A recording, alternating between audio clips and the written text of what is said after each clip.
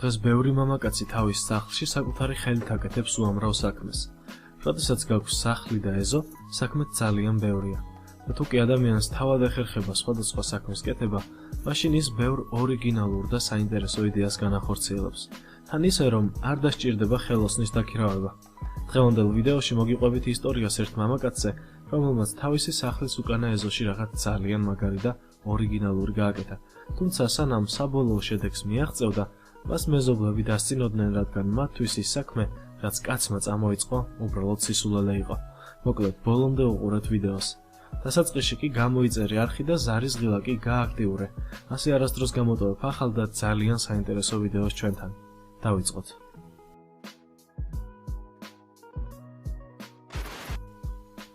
ამ ვიდეოს მთავარი გმირი მამაკაცია, სახელად უეინ მარტინი. ერთხელ მას გონებაში მოუვიდა იდეა, ამოეთხარა სახლის უკანა ეზოში გიგანტური ორმო. მეზობლებმა ამის გაგებაზე იფიქრეს, რომ მარტინს გონებაში საქმე არ ჰქონდა კარგად. თითქოს და ის გაგიჟდა. ასეთი რამის დამოუკიდებლად გაკეთება არ შეიძლებოდა. მეზობლები ამავდროულად ფიქრობდნენ, რომ მარტინი ორმოს აუზის გასაკეთებლად აკეთებდა. რაც უფრო მეც თხრიდა მარტინი, მით უფრო გასაგები ხდებოდა, რომ მისი იდეა არანაირ კავშირში არ იყო აუზთან. როდესაც კაცმა დაასრულა ამ ოთხრა, მან შეიძინა ძველი, ტვირთის გადასაზიდი კონტეინერი. როგორც ჩანს, მას სურდა მრავალფუნქციური მიწისქვეშა ბუნკერის გაკეთება, სადაც შეინახავდა ღვინოს ან რაიმე მსგავს. მარტინმა კონტეინერი სპეციალური ტექნიკის მეშვეობით ორმოში ჩადგა. მან ყველაფერი იდეალურად გათვალა. კონტეინერის გარშემო 9 მეტრიანი ადგილები დატოვა. მათ სპეციალური საადრენაჟე მასალით შეავსებდა. კონტეინერის ქვეშ ისე მოაწყო ყველაფერი, რომ ძლიერი წვიმის დროსაც არ გაჩერებულიყო იქ წყალი. შემდეგ მარტინმა კიბე ჩამოასხა, საიდანაც კონტეინერის შესასვლელთან მივიდოდა. ამის შემდეგ მან ააწყო არმატურის კონსტრუქცია ბეტონის ჩასასხმელად. ამ სამუშაოების დასრულების შემდეგ კი ის ვენტილაციის გაკეთებას შეუდგა. საბოლოოდ მარტინმა კონტეინერი 15 სანტიმეტრიანი ბეტონის ფენით დაფარა. იმისთვის, რომ კონტეინერთან მისასვლელს ქონოდა ლამაზი შესახედაობა, ზემოდან მარტინმა მიწა დაყარა და გადაასწორა. აქ კი შეძლებდა, რომ დაეთესა სხვადასხვა მცენარე და გაელამაზებინა ადგილი. საბოლოოდ მარტინმა ააშენა მიწისქვეშ მრავალფუნქციური ღვინის მარანი. ის ძალიან ლამაზად გამოიყურებოდა. მარნის გარდა ეს იმდენად საიმედო კონსტრუქცია იყო, რომ თავშესაფარ ბუნკერადაც გამოდგებოდა. ალბათ ამის შემდეგ მეზობლები მას აღარ ჩათვლიდნენ სულელ კაცად, არამედ გაუხარდებოდათ, რომ მათი მეზობელი ძალიან ნიჭიერი და კრეატიული ადამიანია. მან განახორციელა თავისი იდეა და შედეგით საოცარი მიიღო. ბონუსის სახით ჩვენ კიდევ მოგიყვებით რამდენიმე საინტერესო ისტორიას.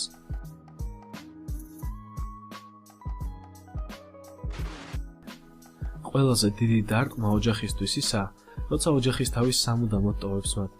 თუმცა ხშირად სიტუაცია იცვლება და ყველაფერი სხვაგვარად ვითარდება. ამ შემთხვევაშიც ასე მოხდა. ორსართულიანი სახლი, რომელიც კეროლების ოჯახს ეკუთვნოდა, ტყის პირას იდგა.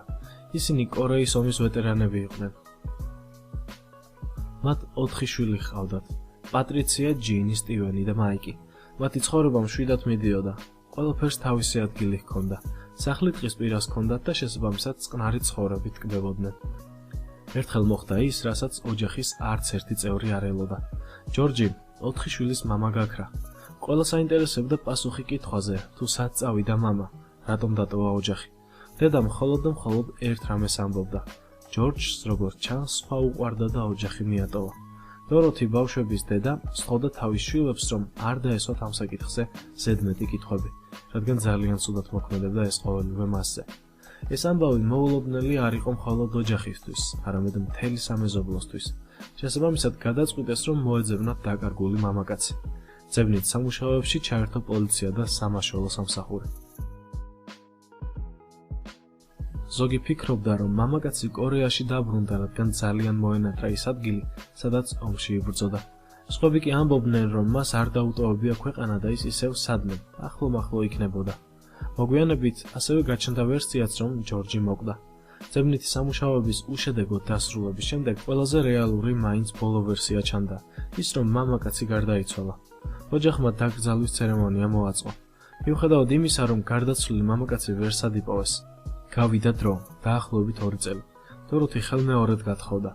ის გაჰყვა ცოლად კაცს, რომელსაც რიჩარდი ერქვა. თუმცა არც ამჯერად გაუმართლა დოროთის. მათი ქორწინება არ აღმოჩნდა წარმატებული და 80-იანი წლების დასაწყისში განქორწინდნენ. კიდევ გავიდა წლები. ბავშვები გაიზარდნენ. დოროთი მოესწრო შვილიშვილებსაც და ბედნიერი იყო. ქმრის გარდაცვალებიდან 15 წელიწადში დოროთიც დაიღუპა. ბავშვები უკვე დიდები იყვნენ და ყველას თავისი ოჯახი ჰქონდა. 4 შვილიდან ყველაზე პატარას, მაიკს, ძალიან ენატრებოდა ძველი სახლი. ის მყუდრო და სასიამოვნო გარემო, რაც ტყის პირას მყოფ სახლში იყო. სახლი აღარ ეკუთვნოდა ამ ოჯახს, დიდი ხნის წინ გაყიდეს. ის ახლა მიტოვებული იყო, მასში აღარავინ ცხოვრობდა, თუმცა სხვა მეპატრონე ჰყავდა. მაიკმა გაარკვია ფასი თუ რამდენად იყიდებოდა თავისი ბავშვობის დროინდელი სახლი. მან მოაგვარა ყველაფერი და გამოისყიდა ეს სახლი. მას მაინც მოსვენებას უკარგავდა მამამისის ამბავი. სულის სიღრმეში დარწმუნებული იყო, რომ მამამისი ისევ იმ სახლში იქნებოდა. ეს მას რამდენიმე იქ მაცხოვრებელმაც უთხრა. ამიტომაც მაიკმა დაიქირავა სპეციალისტები და ერთად შევიდნენ სახლში. მათ გახსნეს სარდაფი და ძებნა დაიწყეს. ძებნის შემდეგ ადამიანის ძვლები, ჩონჩხი იპოვეს. დიახ, ეს მაიკის მამა იყო. მას არასდროს დაუტოვებია ეს სახლი. ცოტა ხანში პოლიციაც მოვიდა. მამაკაცის ძვლები ექსპერტიზაზე გადაიტანეს. აქ გაირკვა შოკის მომგვრელი რამ. მაიკის მამა გარდაცვლილი იყო თავის არეში მძიმე, ბლაგვის საგნის დარტყმით. შემდეგ კი სარდაფში დამარხეს. ვინ იყო დამნაშავე, ეს არავინ იცოდა. ამის გარკვევას უკვე აღარც ჰქონდა აზრი, რადგან უკვე თითქმის 50 წელი იყო გასული მამაკაცის გარდაცვალებიდან. ვინ მოკლა კაცი, თავისმა ცოლმა თუ სხვა ვინმემ? ალბათ ეს კითხვა პასუხგაუცემელი დარჩება. თუმცა ფაქტია, თითქმის 50 წლის შემდეგ გაირკვა თუ რატომ გაქრა მოულოდნელად 4 შვილის მამა.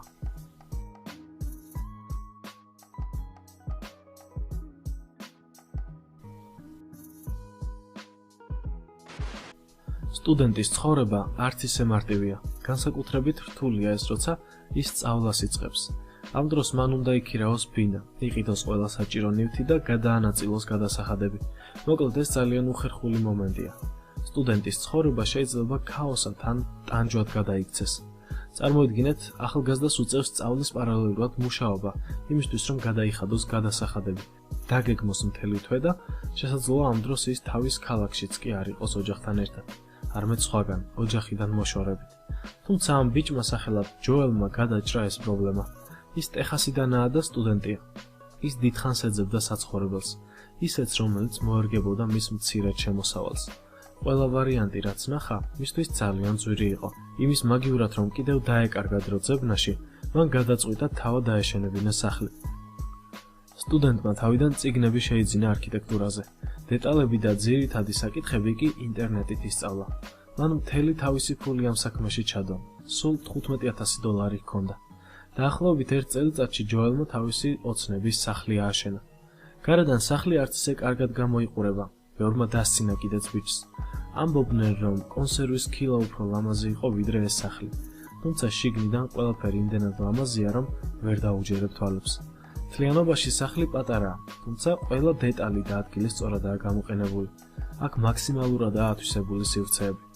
სახლი საკმაოდ ორიგინალური და, ასე ვთქვათ, ახალგაზრდულია. მოკლედ იქ ყველაფერია, რაც ჯოელს სჭირდებოდა. თუმცა ჯოელს მარტოს არ აუშენებია ეს სახლი. ბევრმა ადამიანმა, ვინც მისი პროექტის შესახებ გაიგო, სამშენებლო მასალები აჩუქა მას. ხის მასალა სახლის ძირითადი კორპუსისთვის ჯოელს აჩუქეს. სამზარეულო იდეალურადაა მოწყობილი. მეორე სართულზეა საძინებელი, სადაც კიბე ადის, კიბეში კი დგას კომპიუტერი და სხვადასხვა ნივთი. სახლის მთავარი პლუსი ისაა, რომ ის ჯოელის საკუთრებაა. მას არ უწევს ზედმეტი გადასახადების გადახდა. სახლი ბორბლებზეა, ამიტომაც ბიჭს შეუძლია ის ნებისმიერ ადგილას გააჩეროს. ჯოელის ასეთი გადაწყვეტილება კიდევ ერთხელ გვაჩვენებს, რომ ადამიანს ნებისმიერ დროს შეუძლია გადაჭრას რთული პრობლემა, თუ კი ამას მოინდომებს. მართალია ბიჭმა $15,000 დახარჯა, თუმცა ეს გაცილებით ნაკლები თანხაა იმაზე, რამდენის გადახდაც მას ქირაში მოუწევდა. ამავდროულად, ჯოელი რამდენიმე წლით დაივიწყებს ამ პრობლემას. მას აღარ ექნება სადარდებელი თუ სად იცხოვროს. ჯოელს უკვე აქვს გამოცდილება მშენებლობაში, თუ კი მას ოჯახი ეყოლება, მას შეუძლია უფრო დიდი სახლიც ააშენოს. ეს ვიდეოც ასე მიწურა, თუ კი მოგეწონა ეს ისტორიები, მაშინ გაუზიარე ვიდეო მეგობრებს სოციალურ ქსელებში. გამოიწერე არხი და არასდროს გამოტოვო სიახლე ჩვენთან. დროებით.